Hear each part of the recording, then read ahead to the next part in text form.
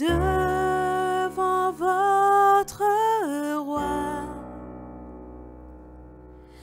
Adorez-le de tout votre cœur. Faites monter vers sa majesté des chants de gloire pour votre roi des rois. Aujourd'hui, jeudi 26 novembre, nous sommes dans la 34e semaine du temps ordinaire. La première lecture est tirée du livre de l'Apocalypse de Saint Jean. Ce sont des versets des chapitres 18 et 19. Le psaume qui est proposé par la liturgie de l'Église est inspiré par le chapitre 19 de l'Apocalypse. Et voici la lecture de l'Évangile de Jésus-Christ selon saint Luc, chapitre 21, versets 20 à 28. En ce temps-là, Jésus disait à ses disciples : « Quand vous verrez Jérusalem encerclée par des armées, alors sachez que la dévastation approche. Alors ceux qui seront en Judée, qu'ils s'enfuient dans les montagnes. Ceux qui seront à l'intérieur de la ville, qu'ils s'en éloignent. Ceux qui seront à la campagne, qu'ils ne rentrent pas en ville. Car ce seront des jours où justice sera faite pour que soit accomplie toute l'Écriture. Quel malheur pour les femmes qui seront enceintes et celles qui allaiteront en ces jours-là. Car il y aura un grand désarroi dans le pays, une grande colère contre ce peuple. Ils tomberont sous le tranchant de l'épée, ils seront emmenés en captivité dans toutes les nations. Jérusalem sera foulée aux pieds par des païens, jusqu'à ce que leur temps soit accompli.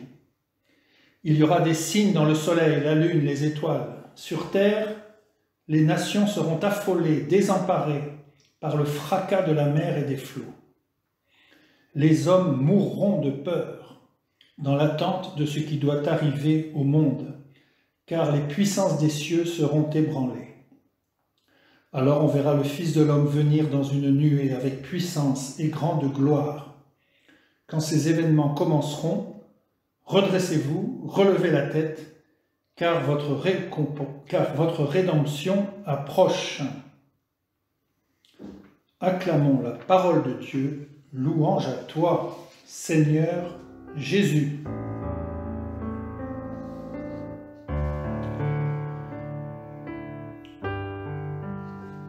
Donc l'évangile d'aujourd'hui nous met devant Jérusalem, la ville de la paix, qui accueille le prince de la paix.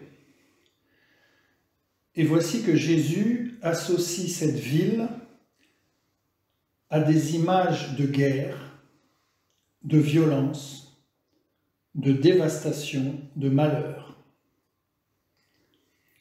En entendant ces paroles de Jésus, comment ne pas penser à toutes les régions du monde qui souffrent de la guerre et de la violence?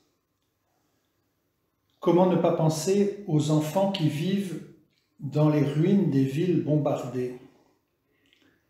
Comment ne pas penser aux femmes enceintes qui vont accoucher dans cette insécurité? Comment ne pas penser aux populations obligées de fuir et de se réfugier dans des camps? Hélas, hélas, nous voyons trop souvent ces images de l'injustice de ce monde. Eh bien, c'est à Jérusalem que sera plantée la croix du Christ. C'est par sa mort à Jérusalem que le Fils de Dieu va s'identifier à toutes les innocentes victimes du mystère du mal.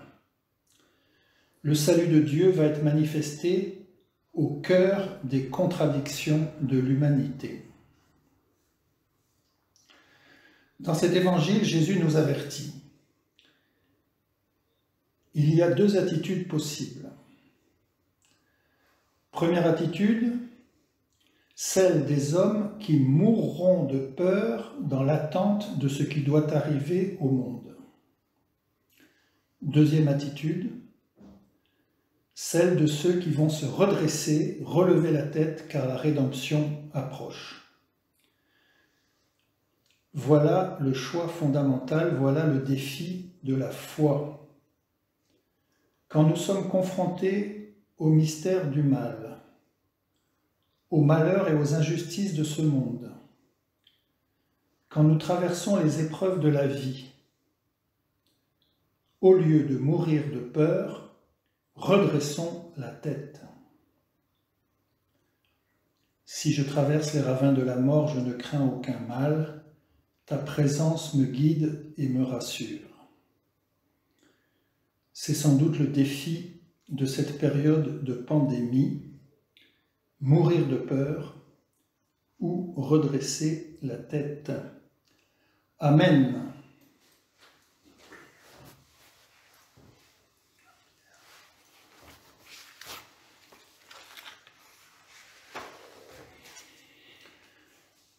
Prions le Seigneur.